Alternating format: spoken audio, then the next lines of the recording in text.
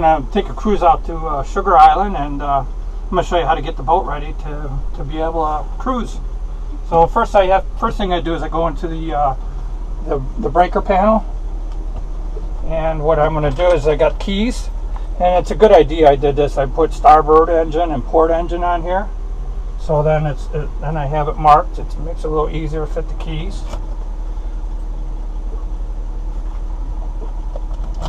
And then I'll turn them on. And usually after I turn them on, then I'll turn the ignition breakers on for the engines. That arms the engines are ready to start. Down here I have a blower switch I can turn on. I also have another blower switch upstairs too. It's your choice. At this point I make sure that the air conditioner is off and all electrical appliances are shut down, which I have done already. And then I just shut the breakers off for the shore power. This is the AC. So right now my engines are armed and the blowers are on. You want to run your blowers for 4 minutes before starting the engines. That gets all the gasoline fumes that may be in the bilge compartment out. It's also a good idea to make sure all your latches are locked and all the cabinets secure, ready to travel, so you don't lose your loads. And I'll take you upstairs and show you how we get the rest of the boat ready. Alright, at this point the blowers have been running about 4 minutes. I think the engines start up better, as I've noticed. If I take my throttles and I push them all the way up and then push them all the way back down, I do it one time. Make sure your shifters are in neutral, which is high up on this particular model boat. And I start the port engines first. The reason why I do that, the port engine has 2 batteries. I know it's going to be the strongest. And see how it starts right up. Now the starboard engine. And sometimes it's hard to hear the starboard engine over the port engine, so you can always watch the tachometer and see that starting up.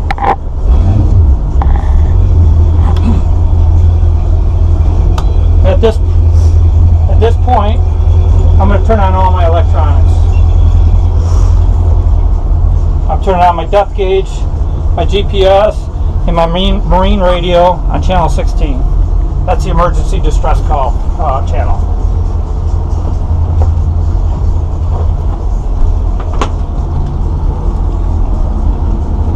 At this point, I want to secure anything that could fly off the boat, such as mats, tenders, anything like that.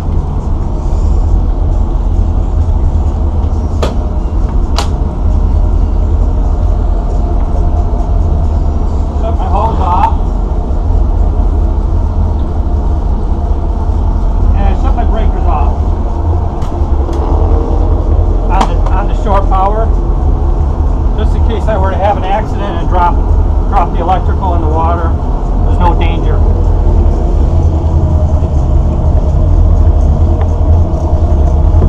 So I got to relieve the pressure out of the hose water system a little bit.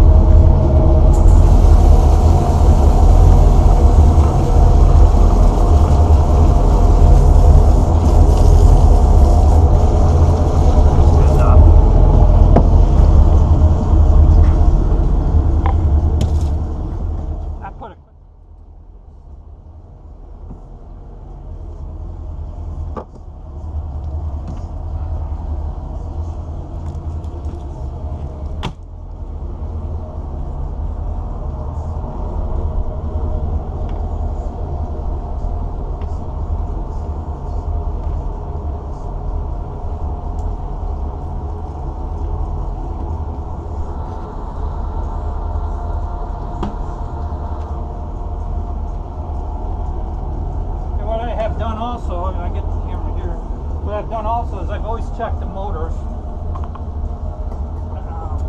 Yeah, in the dock hole.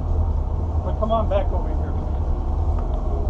So I always check the motors and make sure there's water flowing out of the motors. It's very important. You know the cooling system on each side, and you know that the boat is running properly and the cooling system's working right.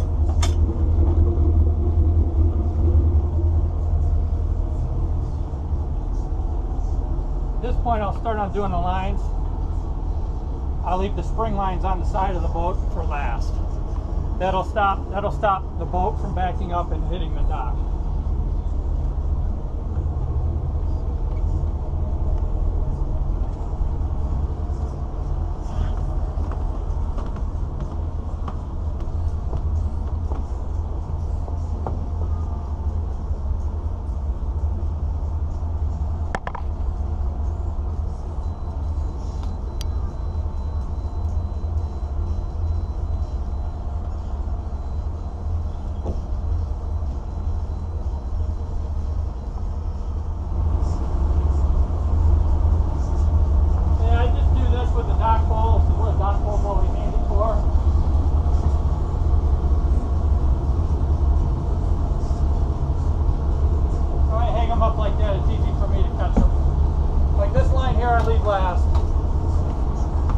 Undo this side though.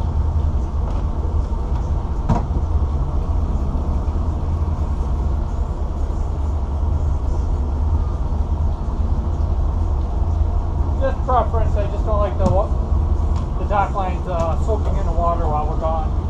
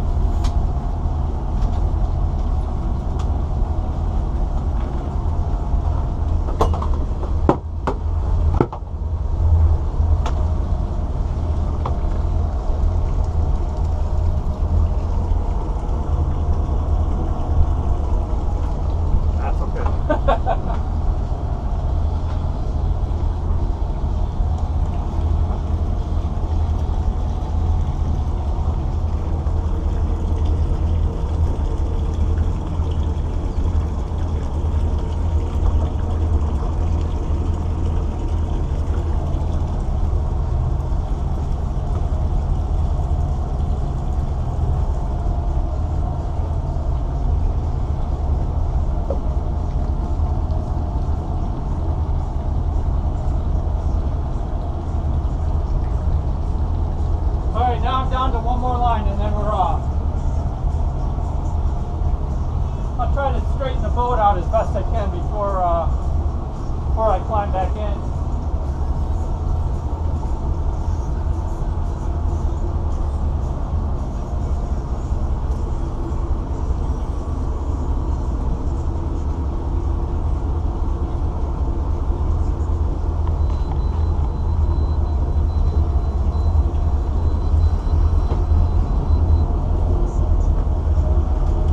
I like to close up the companionway door for safety. And we're out.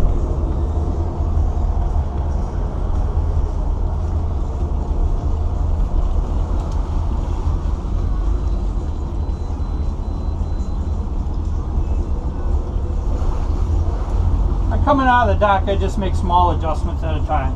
Right now I'm floating in neutral. I just got the boat in motion.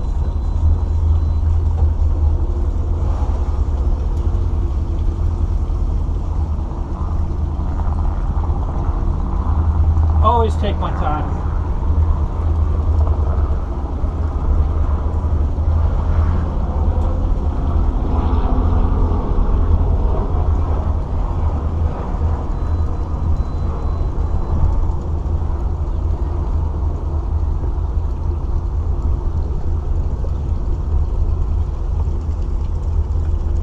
If you're out of the slip, you can switch over from the shifters to the wheel. Head on out. I'm at an idle speed through the marina.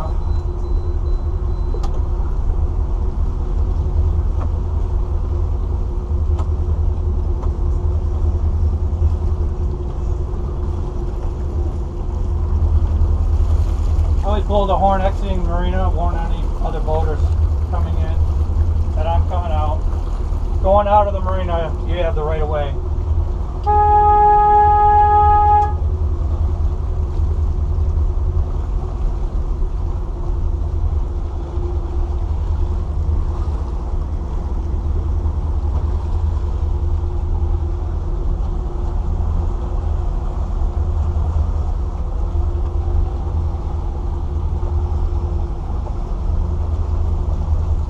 Marinas are a friendly environment.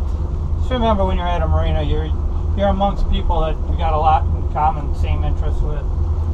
So they're always waving at you and very friendly, more or less.